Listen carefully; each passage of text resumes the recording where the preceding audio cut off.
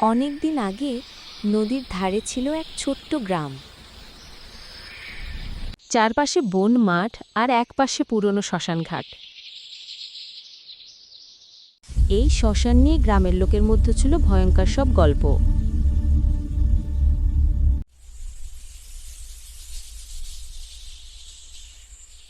বলা হতো অমাবস্যার রাতে সেখানে ভূতেদের এক বিশেষ আয়োজন হয়।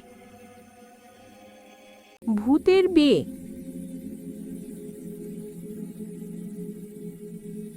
গ্রামের কৌতূহলী ছেলে রূপম এসব কথা শুনে ভাবত, ভূতের আবার বিয়ে হয় নাকি?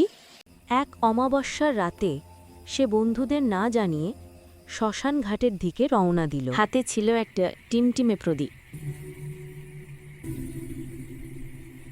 শ্মশানের কাছে পৌঁছাতেই চারপাশের বাতাস হঠাৎ ঠান্ডা হয়ে গেল।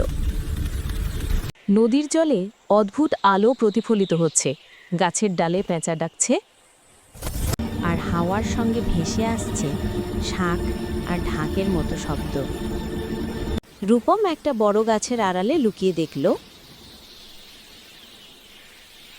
শ্মশানের মাঝখানে সাজানো হয়েছে একদম আসল বিয়ের মঞ্চ। চারপাশে মোমবাতি লালু,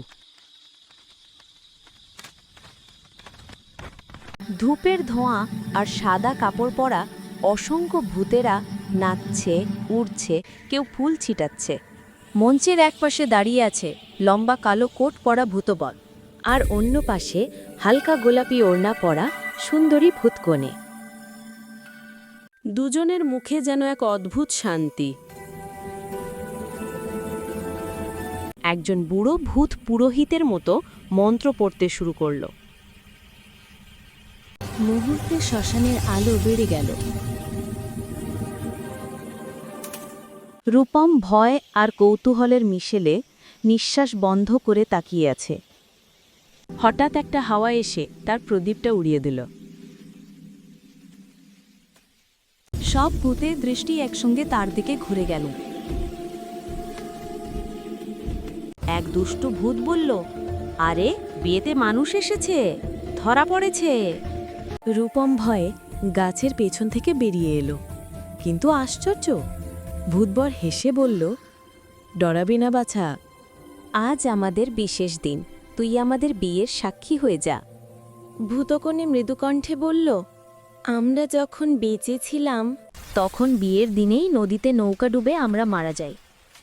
তখন থেকেই প্রতি অমাবস্যায় এই শ্মশানে আমাদের অসমাপ্ত বিয়ে সম্পূর্ণ হয়। কেউ যদি সাহস করে এসে আমাদের সাক্ষী থাকে, আমাদের আত্মা মুক্তি পায়। রূপম চোখ বড় বড় করে শুনছে। সে মাথা নেড়ে বলল, আমি তোমাদের সাক্ষী হব। ভূত পুরোহিত আশীর্বাদ করল, আর আকাশে ছড়িয়ে পড়ল এক রহস্যময় আলো। ভূতবর আর ভূতকণে একে অপরের দিকে তাকিয়ে ধীরে ধীরে আলো হয়ে আকাশে মিলিয়ে গেল। শ্মশানের চারপাশে বাতাস বদলে গেল। ভয়ানক ঠান্ডার বদলে আসলো এক শান্ত পরশ। রূপম সকালে গ্রামে ফিরে সব ঘটনা বলল। কেউ বিশ্বাস করল না, কেউ আবার অবাক হয়ে গেল। কিন্তু যেদিন থেকে সে সাক্ষী হয়েছিল, সেদিন থেকে আর শ্মশান নিয়ে গ্রামের মধ্যে কোনো ভয়ানক গল্প শোনা যেত না। গ্রামের বয়স্করা বলতো, কখনো কখনো ভূতের গল্পে ভয় নয়, লুকিয়ে থাকে এক অসমাপ্ত ভালোবাসার কাহিনী।